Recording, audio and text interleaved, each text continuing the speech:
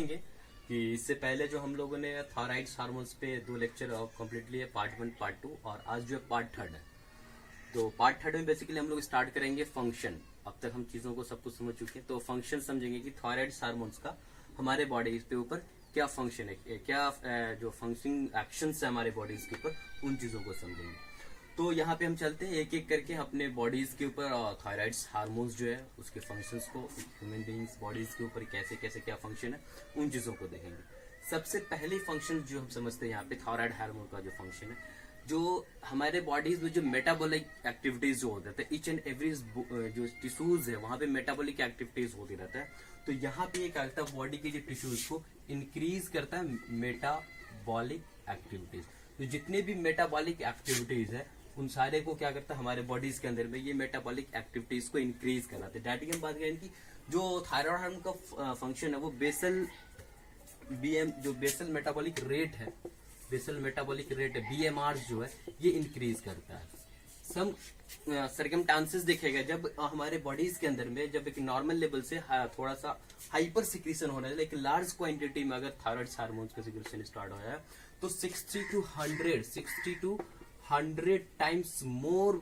जो है आपका बेसल मेटाबॉलिक रेट इंक्रीज कर जाता। तो यहाँ पे हम देखें कि फर्स्ट वन फंक्शन था वो क्या था, जो मेटाबॉलिक एक्टिविटीज जो हमारे बॉडीज के टिश्यूज है, डिफरेंट टिश्यूज सेल सबके वहां पे मेटाबॉलिक एक्टिविटीज को बढ़ाता है। तो एक फंक्शन हो गया इसका। फिर दूसरी फंक्शन हम लोग अगर समझते हैं यहाँ पे, जो दूसरा फंक्शन है यहाँ पे, दूसरा फंक्शन समझते हैं जो एक सेल है। यहाँ पे ये क्या एक सेल है, सेल के अंदर क्या होता है, यहाँ पे क्या ये माइट्रोकॉन्ड्रिया, ये जो आपको दिख रहा है ये क्या है माइट्रोकॉन्ड्रिया है, माइट्रोकॉन्ड्रिया है, ठीक है। जो थायराइड हार्मोन है TH हम समझते हैं ये क्या है थायराइड हार्मोन जब एक्ट करता है माइट्रोकॉन्ड्रिया के लिए, तो माइट्रोकॉन्ड्रियाज के साइज को, माइट्रोकॉन्ड्रियाज के नंबर को मल्टीप्लाई करता है जब ये एक्शन होता है हमारे बॉडी में। तो इसका एक फंक्शन ये भी होता है, ये जो मल्टीप्लिकेशन है माइट्रोकॉन्ड्रिया का, इस तरह से हमारे बॉडी सेल के अंदर में कई माइट्रोकॉन्ड्रिया का फॉर्मेशन कराता है। और साथ साथ जैसे ये छोटा है तो इसके साइज को भी इंक्रीज करता है। ये बड़े बड़े साइज का माइट्रोकॉन्ड्रिया, इसके जो साइज इनलार्जमेंट है इसके साइज को इनलार्ज करता है, प्लस में नंबर ऑफ इंक्रीज करता है। साइज बढ़ने से अब क्या होता है, यहाँ पे सरफेस एरिया क्या हो जाएगा, सपोज ये है छोटा है, इसका ये बड़ा है, अभी बार इसका यहाँ पे जो सरफेस एरिया इससे कहीं ज्यादा सरफेस एरिया हो गया। तो सरफेस एरिया जब बढ़ जा रहा है माइट्रोकॉन्ड्रिया, इसकी वजह से अब क्या हो रहा है, मोर एंड मोर एनर्जी का प्रोडक्शन हो पा रहा है, नंबर ज्यादा बन पा रहा है माइट्रोकॉन्ड्रिया का, सरफेस एरिया बढ़ रहा है। तो फाइनली हम रिजल्ट क्या होता है कि जो माइट्रोकॉन्ड्रिया हम लोग जनरली समझते हैं कि फॉर्मेशन ऑफ एनर्जी होता है, तो फॉर्मेशन ऑफ एनर्जी बढ़ती, जो कि सेल्स के एनर्जाइज होने के लिए, सेल्स को और भी जो एनर्जाइज एक्टिविटीज है और भी एंजाइमेटिक एक्टिविटीज है उसको हेल्प करता है हमारे बॉडीज को, और भी जो एक्टिविटीज होगा वो एनर्जी का यूटिलाइजेशन हो पाता है। और ये फाइनली क्या होता है, रिजल्ट हम देखें तो एनर्जाइज होता है हमारा सेल। तो दूसरा फंक्शन ये हम समझ लिए यहाँ पे, तो माइट्रोकॉन्ड्रिया के नंबर में, माइट्रोकॉन्ड्रिया के साइज में समथिंग, माइट्रोकॉन्ड्रिया के वजह से फाइनली सरफेस का इंक्रीजमेंट होता है। तीसरा फंक्शन हम अगर थायराइड हार्मोन का यहाँ पे समझने की कोशिश करें, तो थायराइड हार्मोन का जो तीसरा फंक्शन होता है हमारे सेल मेम्ब्रेन के ऊपर, हम जनरली समझते हैं जो हमारे सेल मेम्ब्रेन्स जो होते हैं, ये जो क्या है हम ये सेल है और ये सेल का सेल मेम्ब्रेन है, ठीक है। ये सेल मेम्ब्रेन के ऊपर ये एक्ट करता है। और सेल मेम्ब्रेन पे हम जनरली क्या समझते हैं, जो आयंस हमारे बॉडीज में, इलेक्ट्रोलाइट्स है, उसका इनसाइड जाना और सेल से बाहर आना, ये एक सेल मेम्ब्रेन के क्रॉस होता रहता है यहाँ पे। तो जनरली हमारे सेल्स पे यहाँ पे हम देखते हैं जो चैनल्स होते हैं, सोडियम पोटेशियम चैनल्स होते हैं, सोडियम पोटेशियम पंप्स होते हैं। एक इसी तरह में क्या है कि एंजाइम्स है यहाँ पे, सोडियम पोटेशियम एटीपेज जो होते हैं वो है। नॉर्मली इसका क्या काम होता है, ये सोडियम्स को इनसाइड ले जाता है, कहाँ ले, सोडियम्स को इनसाइड ले जाता है, और इसी चैनल से पोटेशियम्स कहाँ जाते हैं, बाहर जाते हैं, ठीक है। तो नॉर्मली ये फंक्शन है यहाँ पे। जब ये थायराइड हार्मोन का एक्शन होता है, ये थायराइड हार्मोन आकर यहाँ पर एक्ट किया, ये थायराइड हार्मोन एक्ट करता है, तो इसी सेल मेम्ब्रेन पे जो सोडियम पोटेशियम एटीपेज का जो एक्शन है वो बढ़ गया। सपोज जो इस रेट जो था सोडियम पोटेशियम एक्सचेंज का, यहाँ पे जो रेट था वो रेट में इंप्लीमेंट हो जाता है, रेट बढ़ जाता है, जिसकी वजह से रेट बढ़ता है यहाँ पे। और साथ साथ क्या होता है, जिसकी वजह से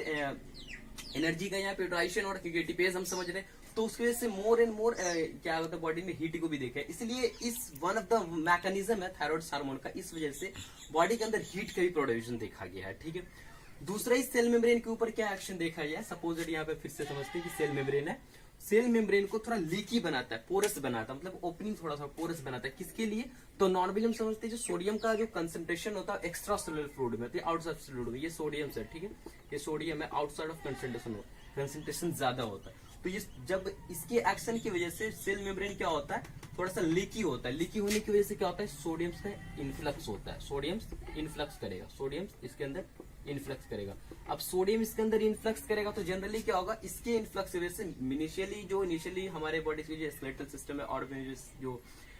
हमारे बॉडी का जो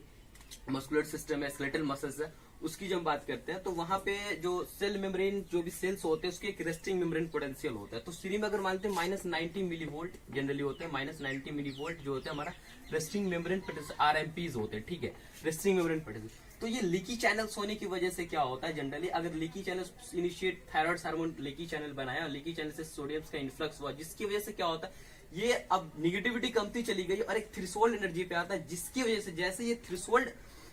पोटेंशियल में पहुंचता है वैसे और भी जो डिफरेंट इसी सेल मेम्ब्रेन पे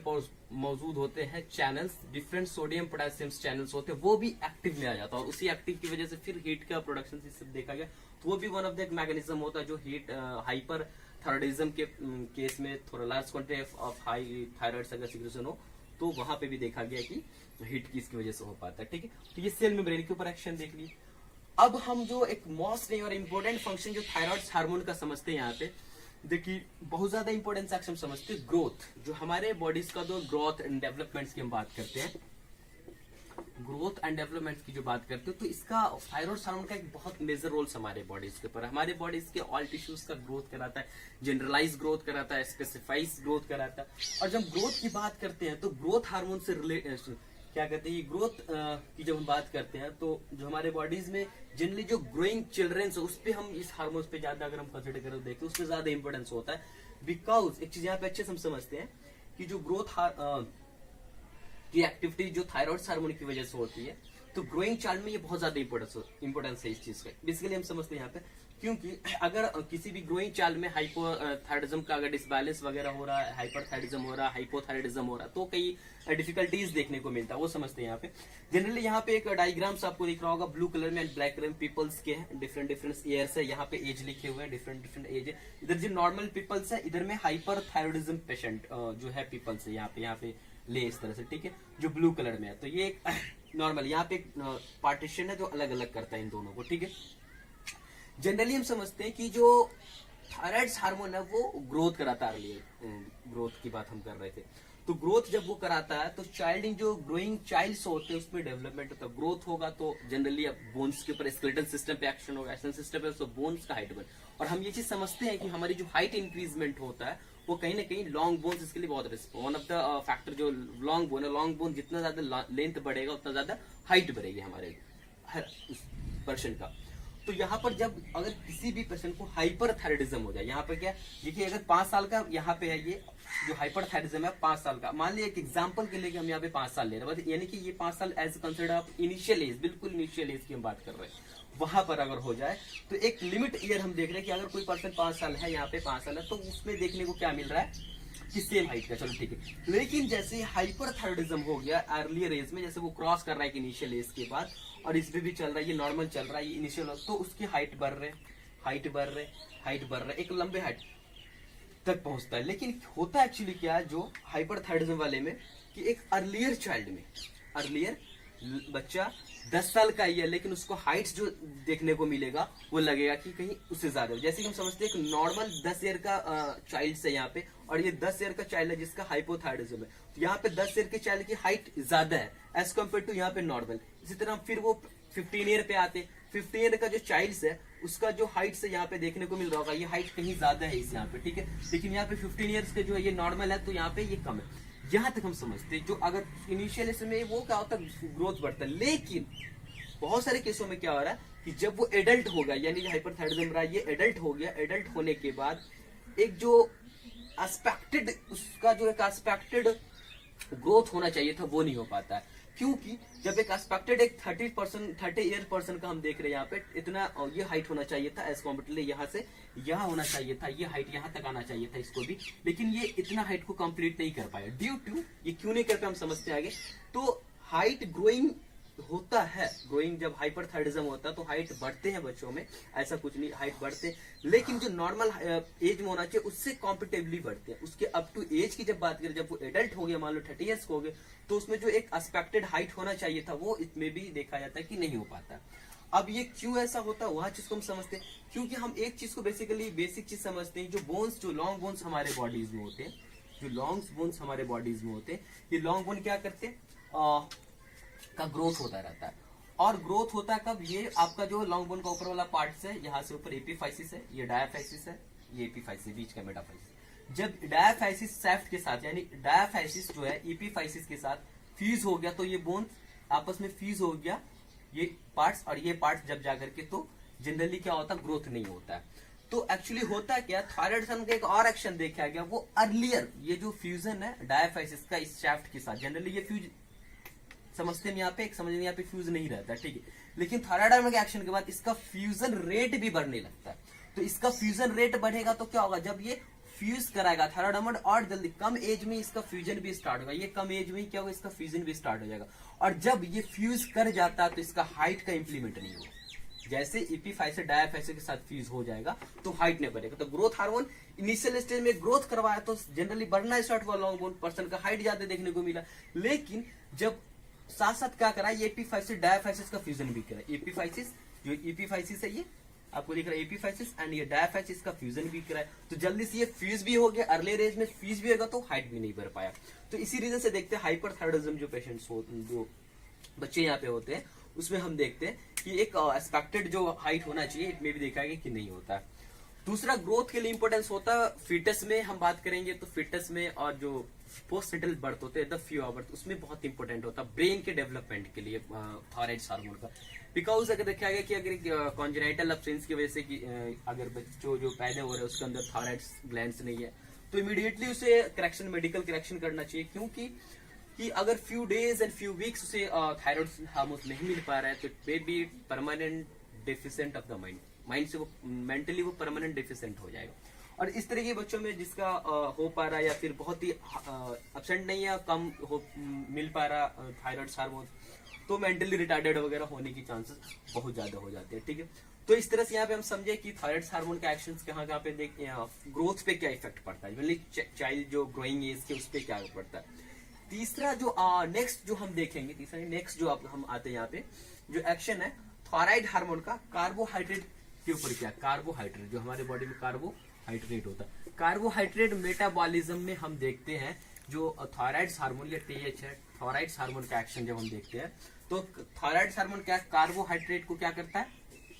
कार्बोहाइड्रेट पे एक्शन देखा गया, कई एक्शन देखे गए कार्बोहाइड्रेट के जो सेल्स है इसके अंदर अपटेक कराने को इंक्रीज कर, जो सेल अपटेक को कार्बो यानी ग्लूकोज, जो ग्लूकोज इसके अपटेक को इंक्रीज कराता है। प्राइमरी एक एक्शन जो दिखता है ये एक्ट करता है थायराइड हार्मोन। सपोज हम मान ले यहाँ पे अभी सेल मेम्ब्रेन है, ठीक है, तो ग्लूकोज जो है यहाँ पे G4 ग्लूकोज जो है, तो थायराइड हार्मोन का एक्शन होता है इसमें, तो यहाँ पे ग्लूकोज अपटेक यानी कार्बोहाइड्रेट अपटेक को इंक्रीज कराता है। दूसरा काम क्या था, ग्लूकोलाइसिस कराता है, यानी ब्रेक डाउन ऑफ ग्लूकोज, ग्लूकोलाइसिस कराता है। नेक्स्ट और भी क्या करता है, ग्लूकोनियोजेनेसिस,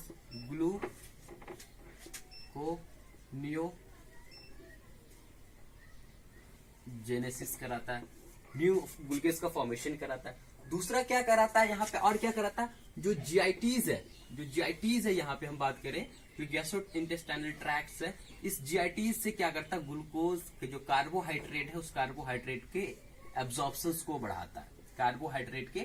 कार्बोहाइड्रेट के एब्जॉर्प्शन को यहाँ पे बढ़ाता है जीआईटीज से। तो फाइनली क्या, थायराइड हार्मोन यहाँ पे आपका कार्बोहाइड्रेट मेटाबॉलिज्म भी बॉडी के अंदर में देखा गया कि कई एंगल से यहाँ पे करवाता है।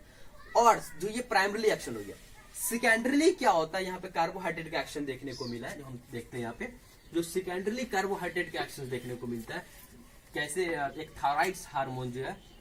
थायराइड हार्मोन एक्ट करता है सेकेंडरी वे में, यानी कि डायरेक्टली ये कार्बोहाइड्रेट पे नहीं करता है कि पैनक्रियाज पे, जो हम समझते हैं ना पैनक्रियाज, ये पैनक्रियाज है, पैनक्रियाज के टेल से क्या इंसुलिन, हमको पता है बीटा सेल से इंसुलिन सिक्रेट्स होता है, तो कहीं ना कहीं थायराइड हार्मोन एक्ट करता है कहाँ, थायराइड हार्मोन एक्ट करता है यहाँ पैनक्रियाज पे, और उसकी वजह से क्या होता है, इंसुलिन की सिक्रीशन को बढ़ाता है। और हम समझते हैं जब इंसुलिन ब्लड के अंदर सिक्रीशन बढ़ेगा, इंसुलिन आएगा, तो इंसुलिन ऑल्सो क्या करेगा, ब्लड ग्लूकोज लेवल को कम करता है, यानी कार्बोहाइड्रेट पे इफेक्ट करता है, यानी कार्बोहाइड्रेट पे इफेक्ट करता है। तो फाइनली यहाँ पे क्या, थायराइड हम इनडायरेक्ट वे में हम इसको सेकेंडरी इफेक्ट बोलते हैं। सेकेंडरी इफेक्ट इसलिए बोलते हैं, प्राइमरी इफेक्ट तो हम पहले देख लिए। तो यहाँ पे सेकेंडरी इफेक्ट वे में जो दिखता है कार्बोहाइड्रेट के मेटाबॉलिज्म को, थायराइड हार्मोन